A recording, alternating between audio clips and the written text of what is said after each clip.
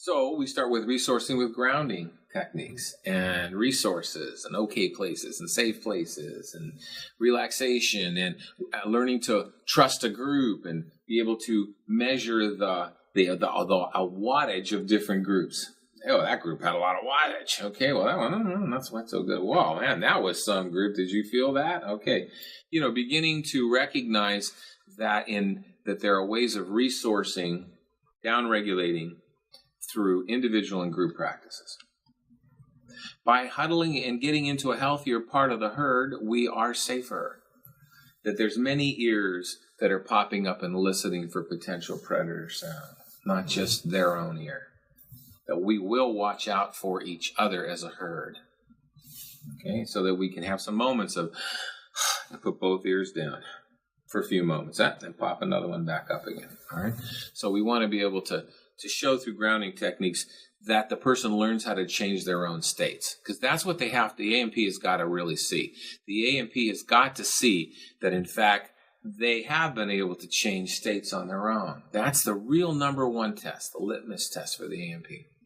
Is to see. And not just the AMP, if you're dealing with, just elaborating this a little bit, say for you dealing with an oppositional protective part of self, a fight part, which usually reflects itself as a teenage image, usually, not always, but usually, teen or preteen. That fight part of self, which has come online to protect the psyche, the exiles, the vulnerable, traumatic exiles, from being re-traumatized by external events. That's the function of that fight part. I will not let anyone hurt me anymore. And I'll punch you in the nose before you even come near me. That part, especially, if you ever work with teens, who are out in the streets, and they're drugged in by, the courts, and they're drugged into foster, and you try to have a conversation with them, and you'll hear them. They'll say, I was doing just fine before my mother called the police. Well, yeah, you were surviving. That's true. You're living in abandoned houses. You're getting high, But the truth is, the fact was, they were surviving. And so you got to kind of go there, even though we might say, my God, you're living in a crack house and, you're having unsafe sex. And, we don't think that's particularly safe. And certainly not what we'd consider advisable with criminals and God knows what else. But from a strictly survival perspective, yes, that's true. The person was surviving. So we have to validate that. Yeah, you were. Yeah, you did survive. That's true. And then you might ask some question like this. And when it was really, really the worst, how did you do it? Then all of a sudden you'll start to get that part elaborating what they did. Then you're beginning the part is beginning to recognize that you're willing to hear its indigenous methods. You're at least willing to hear its indigenous methods of surviving. You're willing to incorporate that into your understanding and respect them for what they're able to do. And then eventually, when you're able to do some state change training, then you asked that part of self to go back and notice the change from A to B. So when we started talking, you were feeling this way, right? When I came in, yeah, well, how are you feeling now? Well, I'm more comfortable. I want you to notice that. An EMDR, notice that, I want you to notice that. What's changed? What's changed? Can you feel the change? Where do you feel that in your body? Notice the state change. That's the training of those parts, protective parts, to realize, there's something really working here. Something started to work here. Validation. After the grounding techniques and recognition, validation of their own process, permission at every stage of the game. All right, well, you notice something there. Is it okay if we try something else? Constantly checking with permission. Eventually, when you're working with different aspects of the self, you're literally doing a round robin and getting permission. Is there anyone in here, any part of self that dissents? Okay, what's your beef? Literally involving into an internal dialogue of conflict resolution. It's a diplomatic process of a dialogue of conflict resolution. What's your beef? What's the beef? What's the concern? Let's chew that out a little bit. Here's where we use our little REBD techniques. Let's draw that out a little bit and look at the consequences and your values about that. Can you help me out a little bit with that and, draw it out? So the different aspects, and is there any other aspects of the self that might have a different point of view on this? It's amazing when you get this internal dialogue going, the resources that start to pop from different aspects. And it's pretty hard to deny what comes out of your own head. I can deny what you tell me, but when I start coming out of my own head, it's a lot harder. Certainly psychoeducation, collaboration, as I'm talking about it, psychoeducation about the structure of the psyche, meta-messaging. This is a powerful one. It's in a way, I guess, a semi-hypnotic technique. In a way, it's using presupposition, but it's that sort of language that looks like sort of like this. And any other aspects of yourself that may also be listening or watching, they're welcome to listen in too. Meta-messaging. When you start talking about that safety manager, or when you start to get into emotional parts of self, younger, childlike parts that are containing memory. Sharing the fact that validation, if it wasn't for those younger aspects handling the situation the way they did, the total self wouldn't have been able to make it to 2016, where the dangers of childhood have passed. Meta-messaging. It wouldn't have made it. We owe those parts of self an incredible indebtitude of gratitude, a debt of gratitude for handling all that mess.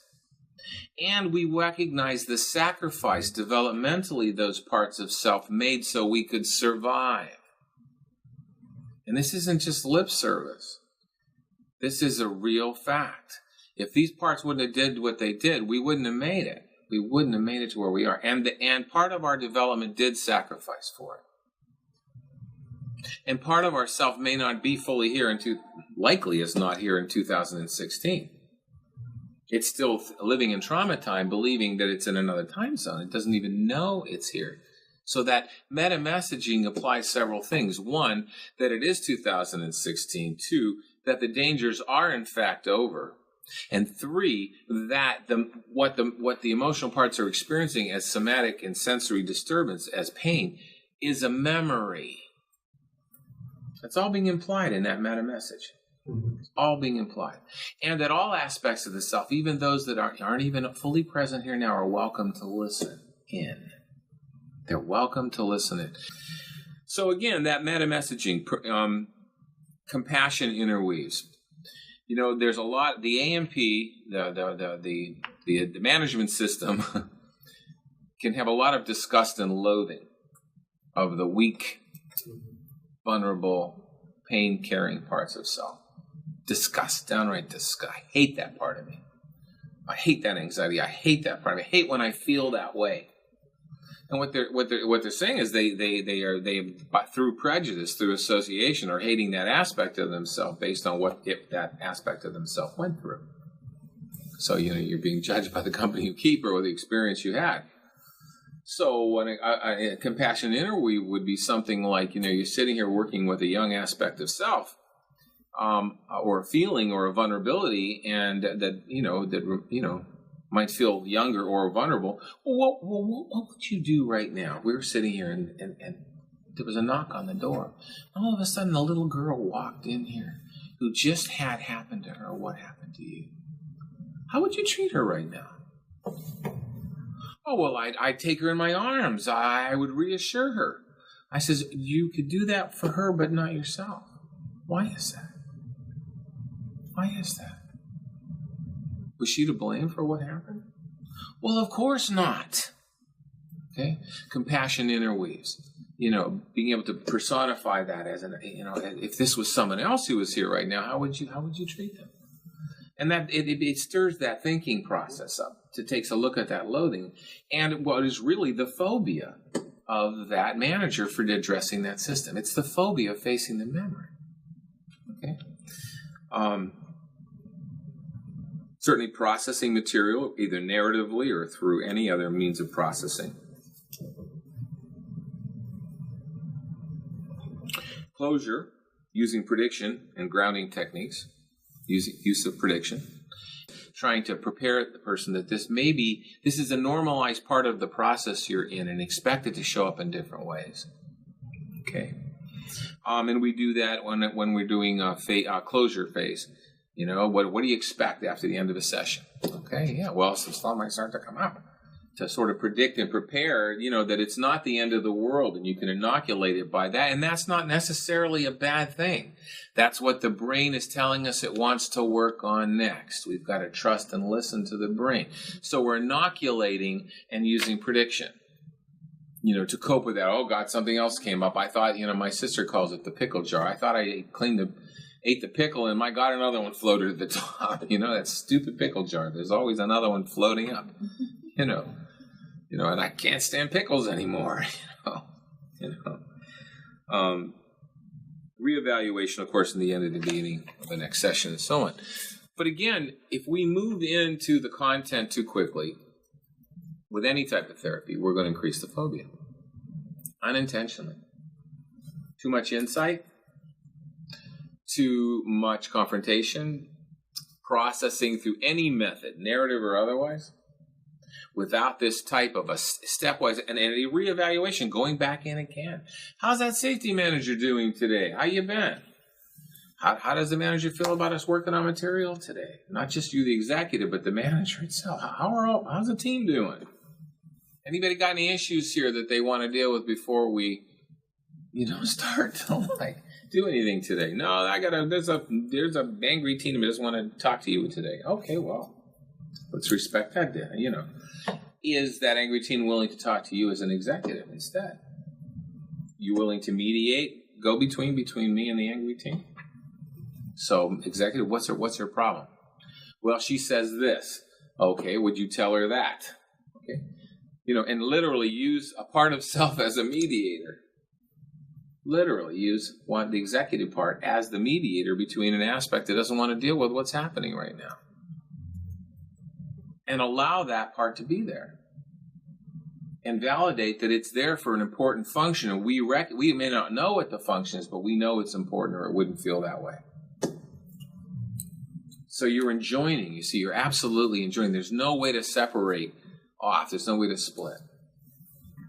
So if me, be the executive and before I ever talk to a part, for example, I ask permission.